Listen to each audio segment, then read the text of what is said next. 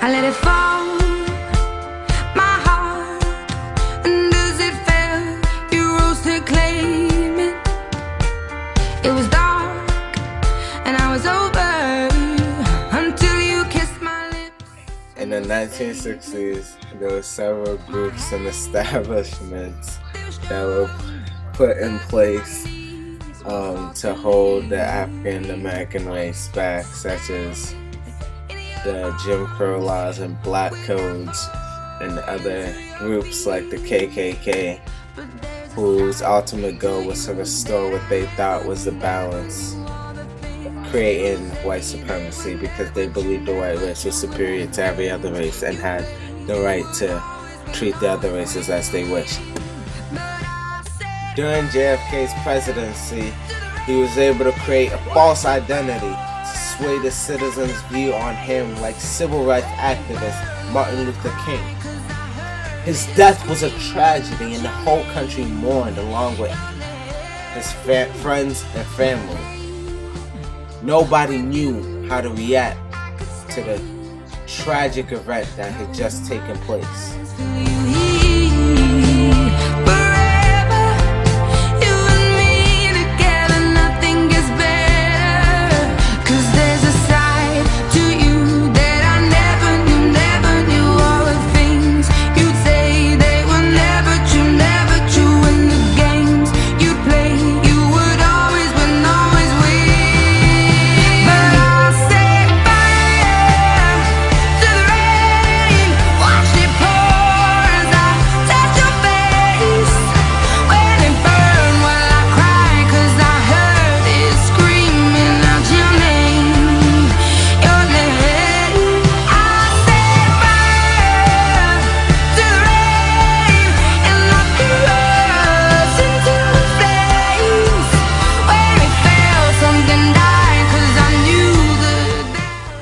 MLK is arguably the most important person in the civil rights movement. His creative tension tactic was able to win the hearts of many supporters, but also turn some away. Even though he was losing popularity as years went by, he is still remembered as one of the most admired men in the world for his role in the civil rights movement and other civil rights acts.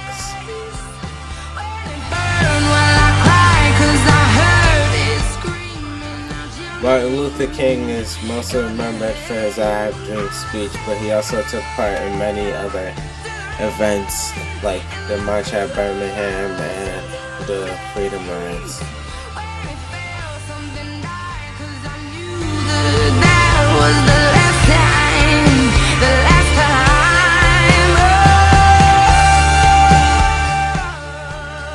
Malcolm X was a more aggressive version of Martin Luther King, and although he did not believe in violence, he did believe in self-defense and taking power without asking permission from the government for rights he believed he should have been born with as a citizen of the United States of America.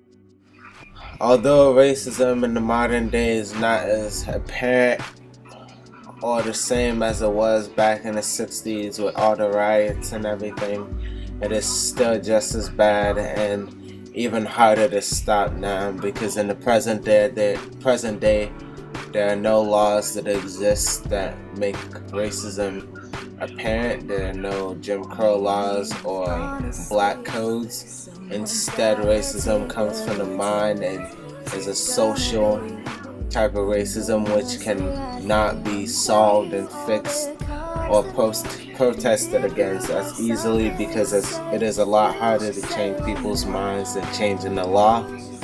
So, although racism still exists, it is not as easy to stop, and people tend to pretend it doesn't happen because it is not as gruesome as it was back in the 60s, even though it is still a very big part of our everyday life.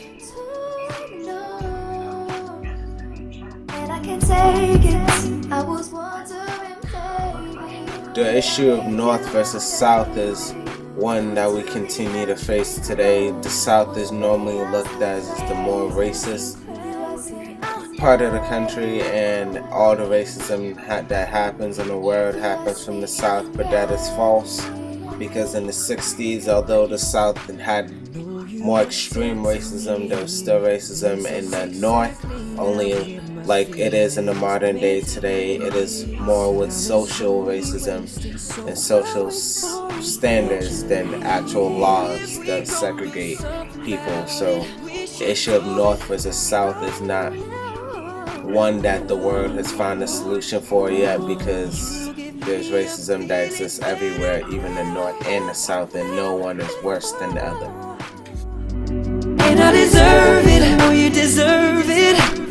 It's becoming something that's as an effort to try to desegregate the world and to make the next generation live in a desegregated world and in a better world.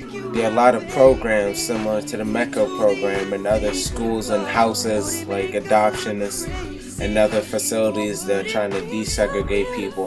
But the question I ask this student here is if it is forced or willingly segregate. And the MECO program just gave me a chance to get a better education and like provide me with a chance to move on to college and so on and so forth. And the negative aspect of it was the fact that I was an hour away from the school, so everyone in the MECO program had to take an hour ride every morning, and sometimes that was a disadvantage because sometimes we wouldn't be able to make it to school. And also just like moving from Boston and going to a suburban area, you were kind of an outcast because most people who went to that school were living in the town of Concord. So it's just like a little bit of a disadvantage. But we should all live united. Don't let color or race affect the way you view other people, and treat each other the same and with respect the same way you would like to be treated.